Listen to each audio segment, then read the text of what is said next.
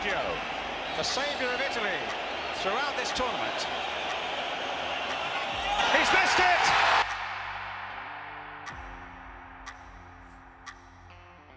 غفر الله للجميع إلا باجيو. دي كانت عبارة اتكتبت على جدران الفاتيكان في قلب العاصمة الإيطالية روما، وانتشرت بين الناس في إيطاليا، وفضلت تلازم أسطورة كرة القدم الإيطالية روبرتو باجيو بعد ما ضيع ركلة الترجيح المشؤومة في نهائي كأس العالم 1994، وفضلت ملازماه حتى بعد اعتزاله. وسط حوالي 94 ألف متفرج وعدد كبير من عشاق كرة القدم في العالم كله، باجيو حمل الكرة في 17 يوليو 1994 في نهائي كأس العالم علشان يسدد ركلة الترجيح الخامسة لإيطاليا ضد البرازيل، وللأسف ضيعها فوق العارضة، وده قتل أمل إيطاليا في الفوز بالكاس. لما نزلوا في ركلات الترجيح ضد البرازيل، كانت البرازيل متقدمة ب3 أهداف من ال4، وكان باجيو هو اللي هيسدد الركلة الخامسة لإيطاليا على أمل إنه يحقق لهم الفوز. وطبعا كلنا عارفين الباقي، الناس اللي كانت بتشجعه في الأول اتغيرت مشاعرهم وبقوا غضبانين منه. لكن قبل ما يحصل ده، بدأ باجيو مسيرته في عالم الكورة من سنة 1981 لما انضم لنادي فيتشينزا ولعب ليه 4 سنين لحد 1985. شارك في 36 ماتش وسجل 13 هدف. بعد كده انتقل لنادي فيورنتينا ولعب معاه 136 مباراة، سجل 55 هدف وصنع 21.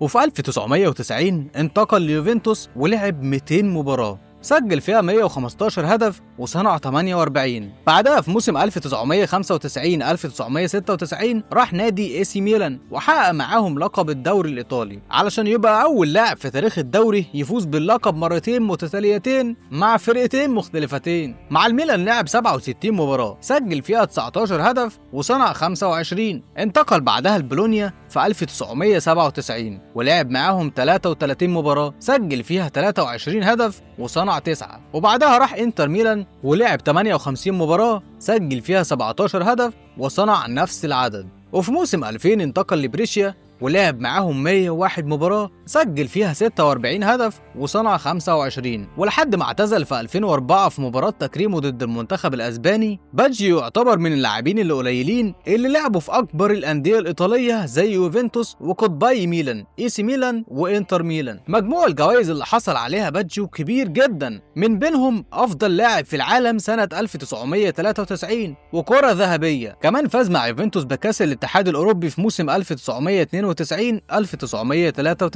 وكأس إيطاليا في 1994-1995. ومع ميلان ويوفنتوس فاز بالدوري الإيطالي في 1995 و1996. وهو كمان من أفضل اللاعبين اللي جابوا أهداف لإيطاليا، لأنه لعب مع المنتخب 56 مباراة دولية، سجل فيهم 27 هدف وصنع 13 هدف. وشارك في 3 نهائيات لكأس العالم 1990 1994 وكمان 1998، وسجل 9 أهداف في 16 مباراة. لكن رغم كل ده، ركلة الترجيح اللي ضيعها في 1994 كانت نقطة تحول كبيرة في مسيرته لما سددها فوق العارضة. خسر حلم إيطاليا في الفوز بكأس العالم وده أثر عليه بشكل كبير. ورغم إن باجيو قدم أفضل موسم في تاريخه في 1994 وكان بيلعب بمستوى أسطوري، إلا إن الركلة دي كانت السبب في فشل حلمه في التتويج. حتى بعد مرور سنين طويلة على الواقعة، باجيو لسه مش قادر ينسى الموضوع ده. هو نفسه قال في أكتر من مقابلة إن الركلة المشؤومة فضلت تيجي في ذهنه لسنين طويلة. كمان قال إن كرة القدم مش دايما بتشكر الناس اللي بتبدع فيها، وأحيانا ركلة واحدة بتضيع كل حاجة. الصحافة الإيطالية كمان كان عندها مشاكل مع باجيو بعد ما اعتنق البوذية في الثمانينات بسبب أزمة نفسية مر بيها بسبب إصابته في الركبة، وكانت بتهدد مستقبله الكروي. وطبعا زي ما انتوا عارفين، هي كرة القدم كده، أيام تخليك تلمس النجوم